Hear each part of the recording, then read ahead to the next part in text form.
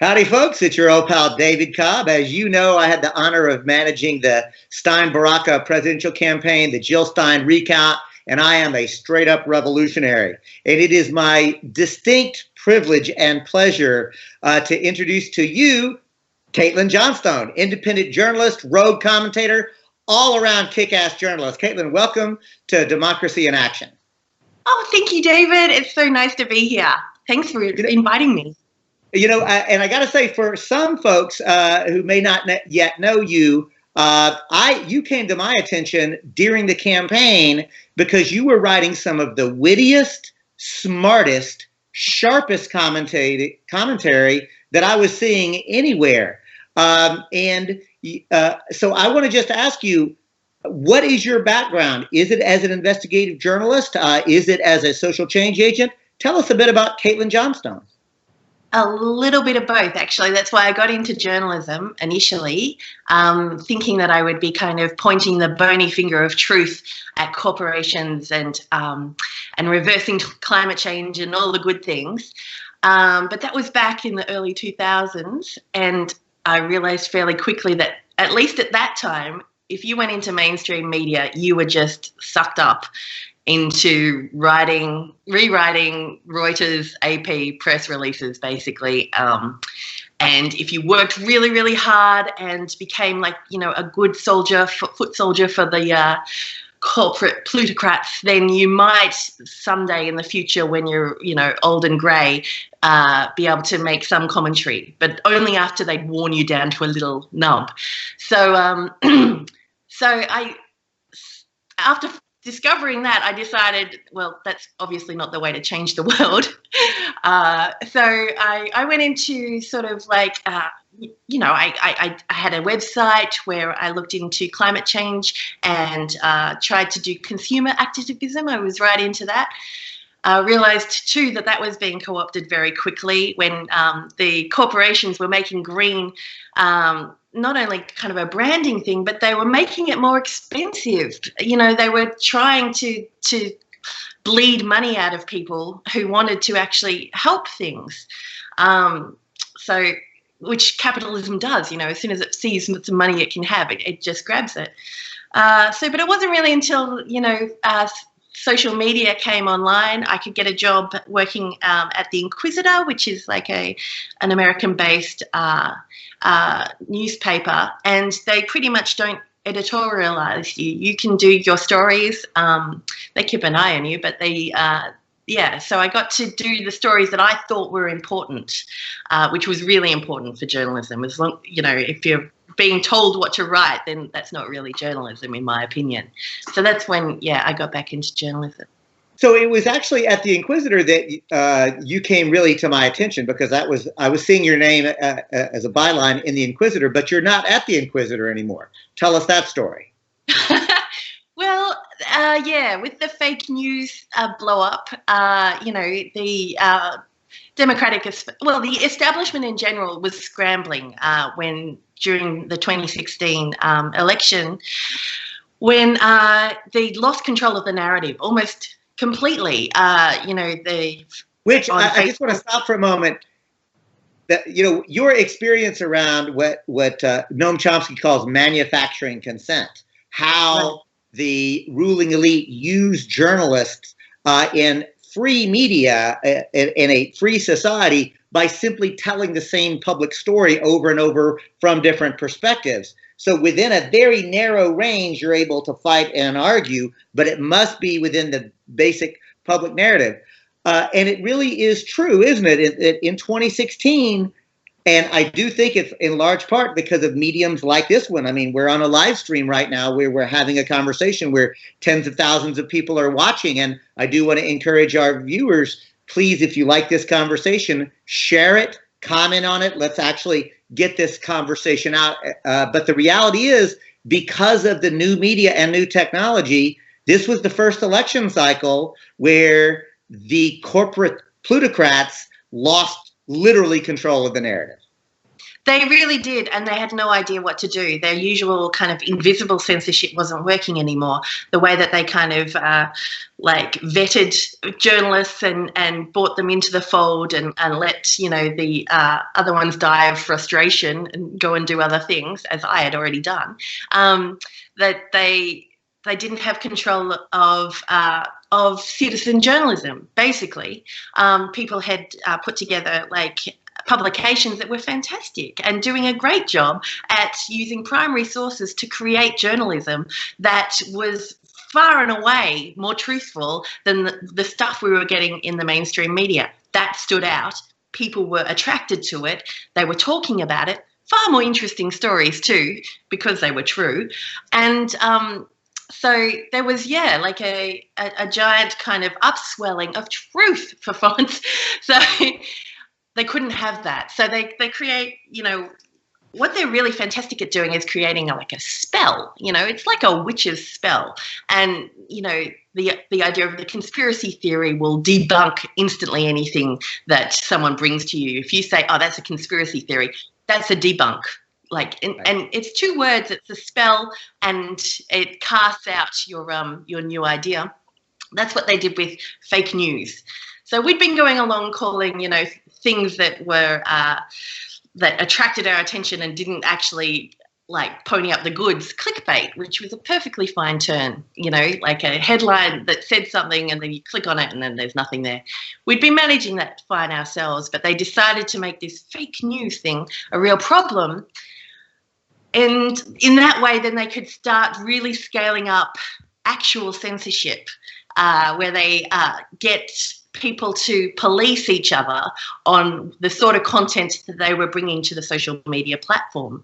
And I want to stop because I really want, and remember, folks, we always do encourage comments or questions. So Technical Director Michael O'Neill will be monitoring the comment section. So if you have a question or a comment for Caitlin, please type it in and we'll turn to those. But Caitlin, you've just made a very important point, and that is the concept of the creation of fake news really was a creation of the oligarchs themselves to debunk and try to undermine genuine independent journalists and independent political commentary and thought. Is that fair? That is totally fair. It was actually probably promulgated by the corporate media. Now, you have to remember the corporate media, if you live in a corporatist society, then the corporate media is the state media. They are the ruling class, and so they do control the media. The corporate media found the fake news thing, because they're dinosaurs, they're dying. The legacy media is dying. We've seen newspapers fall all over the US, Australia, everywhere. The old way of disseminating news is dying. So there wasn't just a kind of political message there. There was also a, oh God, we're losing money to these people who are, kind of garage journalists, basically, like the old punk bands. This is indie journalism. So if we smear them by saying that they're fake news, then we'll put a lid on that. And it has worked, to an extent. And I want to tie this back to you specifically, because my understanding was that you lost your gig at the Inquisitor because the Inquisitor had to scale back in order to sort of protect themselves from the allegation of you being a promulgator of, quote, fake news. Again, I'm not trying to create something that's not there, but this is what it looked like to me. Well, yeah, and it was kind of fairly subtle. The Inquisitor was largely a fantastic publication as far as I could tell, because I wasn't editorialized too much. And I could actually say what I wanted to say. And I was writing these opinion pieces which were really popular. And so they just asked me to stop writing opinion pieces. And then they didn't actually ask me to stop writing opinion pieces. They said, stop writing them every day, which I had been doing, and tone it down a little bit. I did make one attempt. I made one attempt at that. I was writing furiously away about something that I was very upset about, and I got a tap on the shoulder through the, the online thing saying, oh, tone it down some more. So at that point I realized, well, they're not kidding. You get one, tone it down was enough for you. So Caitlin, if folks want to follow you and read your, because actually before we do this, so I think it's important to recognize you acknowledge that you are writing commentary and opinion pieces, and you do make a distinction between reportage or sort of just the facts kind of journalism and commentary and analysis, right? I do. Yeah. Right. I feel like I'm a part of the new journalism. Like, it's insane to pretend that these people who live, in New York City and live in this tiny little liberal bubble don't have a bias anyway, that they sit behind. These pieces are often not even written with bylines. You don't know who these people are. And when they say that they're objective journalists and they're just putting out the facts and stuff like that, I don't think that's as truthful as someone who comes out and says, here's all the facts and this is what I think about it, which is what I do. So I do investigate. I do bring facts into the play, but I do comment as well. I don't try and be some sort of otherworldly, godlike figure who knows everything, some omniscient being. My bias is Caitlin Johnstone, and so you will read that in the thing, but it's very obvious what my bias is. It's me. Right. So, Caitlin, I want to make sure to give you a chance to tell our viewers, because we're about to go into the article that you wrote on the DNC lawsuit and then throw it open to questions and comments. But even before we do that, and I'll do this at the end of this program as well, but I want to give you the chance. Where can our viewers go if they're hungry to hear more from you, read more of your stuff? Where do they go? Medium. I publish on Medium every day, pretty much every day. And my Facebook page, Caitlin A. Johnstone, is very active as well. I'm always posting there. My Twitter is Caitoz, Caitoz. So if you go and like those three, then you should be able to find me. So here's the thing. Already we've gotten several questions that are coming in, but I want to turn, before we get to their comments and questions, very quickly, give us the outline of the piece that I saw that really inspired me and made me reach out to you, and that is your reporting on the DNC lawsuit. What's your assessment? What's going on? And what's the latest? Well, what's the latest? We're still waiting for the motion to dismiss. It's for the judge to come back and tell us whether or not the motion to dismiss has been successful or not. The piece I wrote was on the actual hearing of that, which was an astounding thing, really. It was, well, actually, I wrote the piece on Medium about the media blackout of this because it was an astounding thing. I mean, this is a big deal. Like literally a lawsuit that is alleging that the Democratic National Committee literally committed fraud against the Sanders donors. And when you read the hearing, the lawyers for the DNC basically said, we did it, but it's not against the law. Oh, yeah, right. Well, they didn't say we did it. They're very tricky, of course, because they're lawyers. But that's true. They did not actually say it. So please go ahead. I'm getting ahead of myself because I'm so excited. Well, it is bloody exciting. It's real news. This is real news. This is very exciting. And that's why it's so bizarre that the media has blacked this out. And so I think the blackout is a story in and of itself. But what happened in the hearing was this astounding blowing open of the DNC thought processes and how they actually conduct their business. Now, what they want you to believe, if you read the transcript, I implore everyone to do it because it's fascinating. It's better than a episode of Law and Order because we're all involved in this. This is it's a big deal. But what they're trying to say is, on one hand, they're a private association, and the the judiciary should have nothing to do with what they do within the realms of their private, business.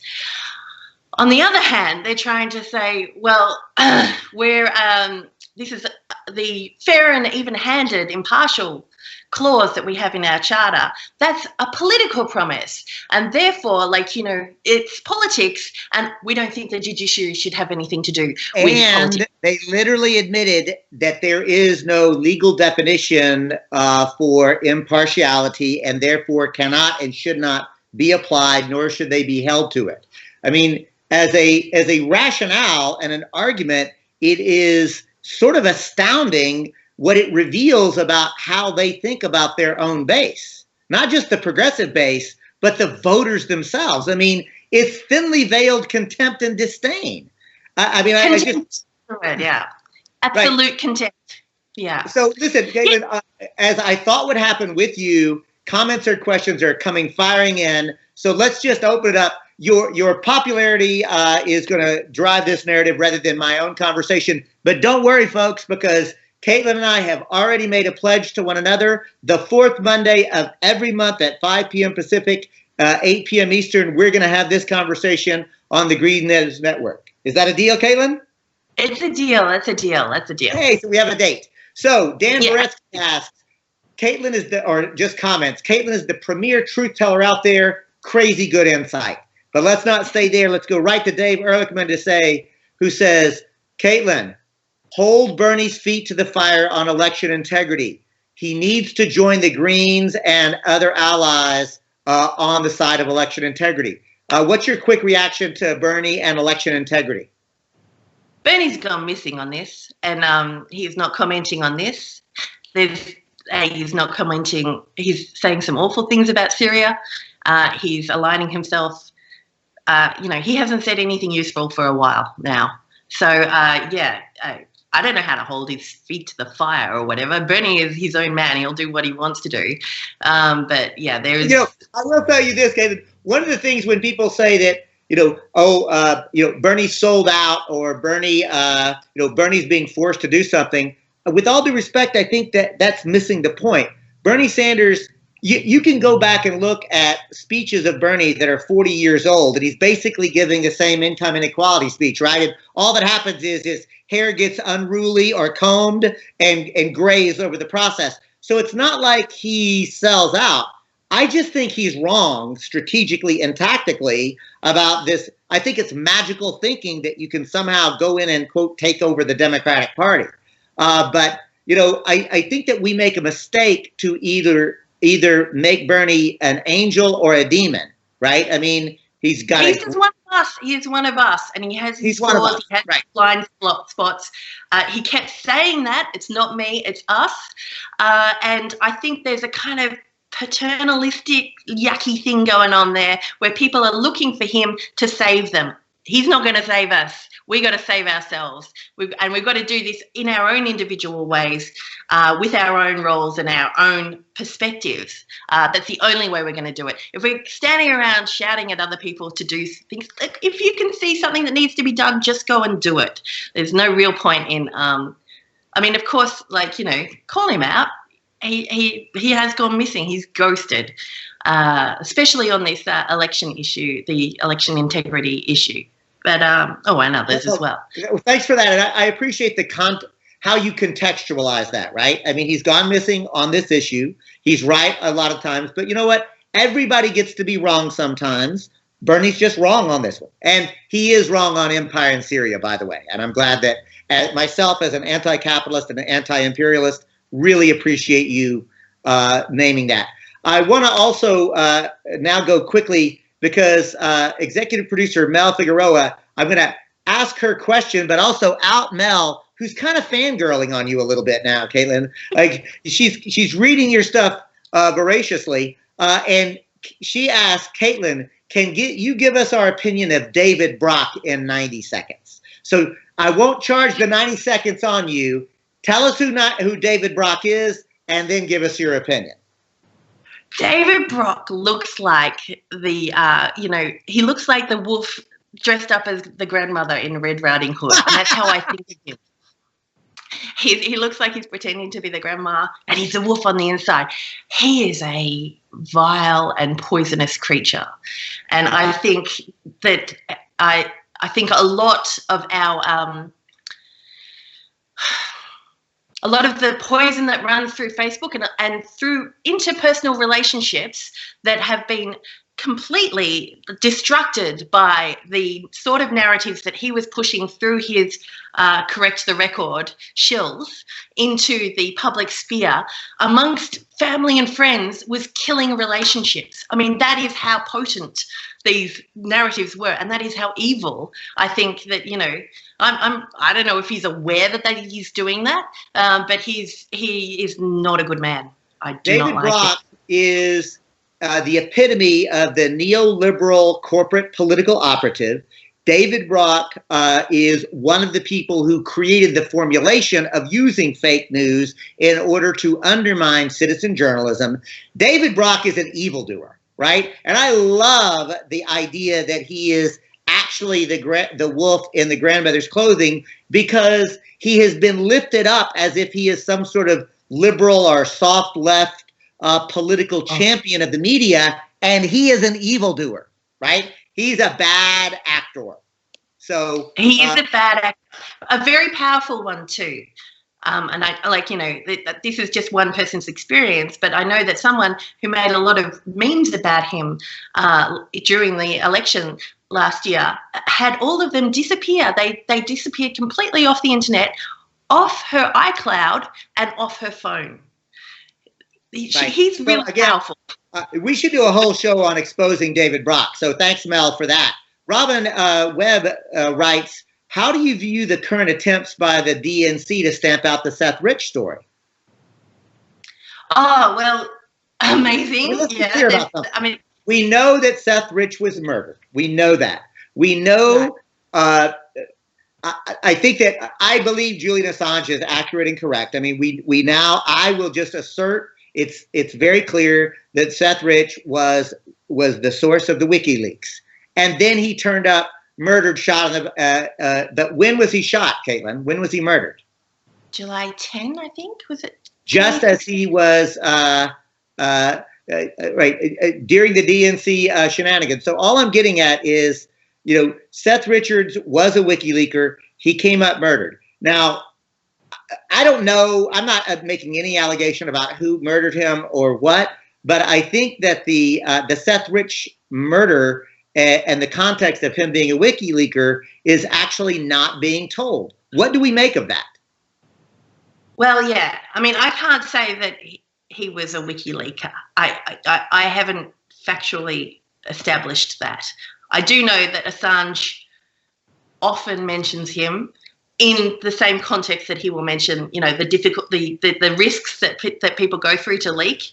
He will mention him in the context of, you know, revealing the DNC leaks. He has made no statement about it, but he has quite a lot of times put the two things together. It's the biggest nudge and wink I've ever seen. Pardon? Nudge wink, you know, nudge nudge wink wink. It's yeah. Well, he's stuck. He's stuck. Like they do face huge risks, and you know, if Seth Rich, if that is true, then that is the sort of risk that you face. So, as to keep the sanctity of what he's doing going, sanctity, but like to keep what he's doing going, he has to reassure people that leaking is okay. That you know that you're not going to die from it. So, so he can. And that they will do everything to maintain their sources. They haven't even revealed that Chelsea Manning was one of their sources. Right. They haven't even gone that far. I do want to actually take this opportunity then, because several people are asking you to just sort of talk about your opinion of WikiLeaks and Julian Assange in general. So I'll just sort of lump all of these comments and questions into one to say, give us a quick riff on Julian Assange and WikiLeaks as a news source.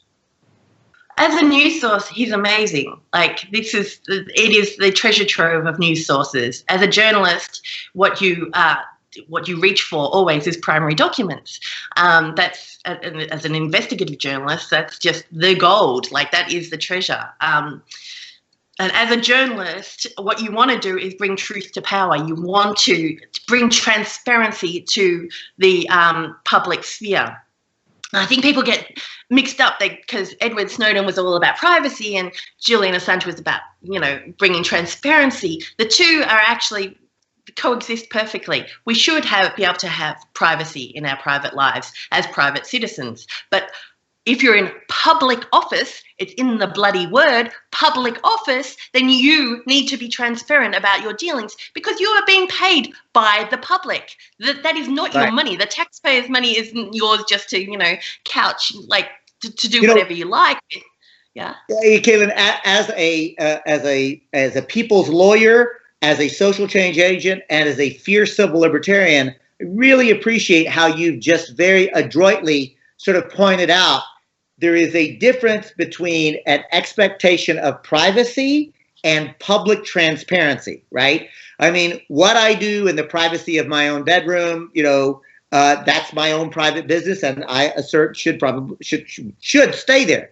I have reasonable expectations of privacy, as do you, even whenever we are actually operating in the public sphere. But anytime you are an elected official doing public work, all of the work that you're doing, by definition, should be transparent. It should be open. And so the use of lies and cloaking things in secrecy is anathema to actually an open democratic process. Well, yeah. So really the quickly, Dave writes in to say, look, when private corporations defraud their customers, they're held to be liable for fraud. So why should the corporate DNC be held to a different standard? What is their argument at the DNC? Well, that's the thing, right? They're trying to hold two truths at the same time. And this is what, they do all the time, don't they? They're trying to say we're a private association. They use the word a private association. Therefore, the judiciary can't, shouldn't have anything to do with what goes on within our little boys club. But they're also saying this is a political promise. We shouldn't have to keep to it. So they're trying to have it both ways. They're either a political thing or, the other way. So if they want to be a private corporation outside the political sphere, in which case they'd be subjected to fraud laws, and they're trying to say they made a political promise, and the courts have no business regulating their political affairs. So when you read the transcripts, they dodge between those two things. They're trying to make out that there's some sort of third thing that is accountable to no one. And they're using the idea of private association in order to avoid the liabilities that they would have if they were actually public. But then they're also arguing that they're not governmental, that they're completely private. So it's a bit of It's quote good lawyering because it is attempting to completely shield their client. But if you actually look at it on the face, it really is revelatory about just how the DNC thinks about themselves and about their own constituents. I do want to make sure that we get Miguel in, who says, look, I've got friends who are trying to go in and change the Democratic Party, but you can't change the Democrats from the inside anymore because they're not even what we would think of as Democrats. They're neo-corporatists now. I want to ask you, just to react and reflect on that, because there is something about the neoliberal agenda is not even it's something new. It's a new phenomenon, and the Democratic Party in the United States of America literally is controlled by the neoliberal agenda now, which is something completely different. Yes. I would say that the neoliberal agenda is pretty much the neocon agenda wearing a rainbow flag. They're softer on social issues, progressive on social issues, but the warmongering and the Walmart welfare corporate state are very much core platform issues that they won't move on. No one's under any illusion that they're not exactly the same thing pretty much as the Republicans, just, one has guns and one's okay on marriage. But so there is no such thing. And I think as democracy in America, it's not working right now because just like those lawyers for the DNC fraud lawsuit are trying to have it both ways, they have it both ways. They say, here, we're a private association. We can do what we like. You can rack off. We just get to do what elevate whoever we like with the funds that we get. Go to a third party, and then you go to a third party, and they say, "No, you can't go to a third party. You're wasting your vote." And there's so much shame around voting for a third party that there's basically there's no hope in hell that a third party will be elevated. And when you look also at the structure that is being built up around this, it's the whole system is really broken. So yeah, I'll just conclude with this comment, and then we're going to ask you for some final thoughts. I say I don't think the system is broken. It's actually working exactly as it's designed to do, to have an illusion of democracy where a small ruling elite actually gets to control everything. So actually, the system is working as it's designed. Right. Listen, this 30 minutes has flown by, as I knew it would, Caitlin. I want to give you a chance for some final thoughts, and also ask viewers, share this conversation, and know that the fourth Monday of every month at this time, Caitlin and I will be back on this live stream on the Green News Network. So, Caitlin, your final thoughts before we sign off. My final thoughts is I really want to empower everyone to go out there and find out the truth for yourself and then start talking about it. That's my whole thing. We need a raft of citizen journalists.